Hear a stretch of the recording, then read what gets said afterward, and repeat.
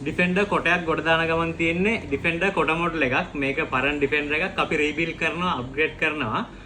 මේකේ gear box එක මේ හයි කරන ගමන් තමයි වීඩියෝ එක ගන්නෙ. මේ තියෙන්නේ ගියර් බොක්ස් එක. ෆුල් මෙටල් ගියර් බොක්ස් එකක්. දැන් අපි මේක මේ වීල් ටික ගන්නට හයි කරලා ග්‍රීස් කරලා ගියර් බොක්ස් එක හයි මවුන්ට් කරන්න තමයි තියෙන්නේ. පරණ ගියර් බොක්ස් එක අපි ගැලෙව්වා. මේ පරණ නයිලෝන් ගියර් බොක්ස් එක තිබුණේ. ඒක ගලවලා ෆුල් මේ එක ගෙවිලා තිබ්බේ. ෆුල් මෙටල් ගියර් බොක්ස් එකක් දැන් දාන්න යන්නේ.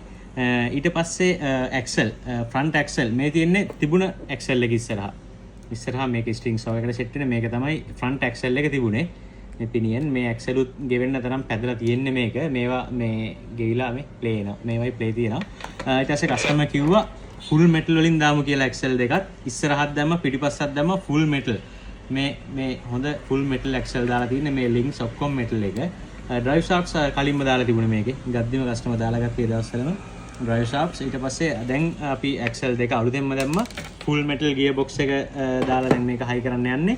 ඉතින් වාහනේ සුපිරියක් වෙලා ඉන්නේ ෆුල් මේ අප්ග්‍රේඩ් එක කරලා පස්සේ ඇක්සල් ගියර් බොක්ස් ඔක්කොම යකෙන් දාලා යකෙක් තමයි ඉතින් ආයි සුපිරියක් වෙලා ඉන්නේ.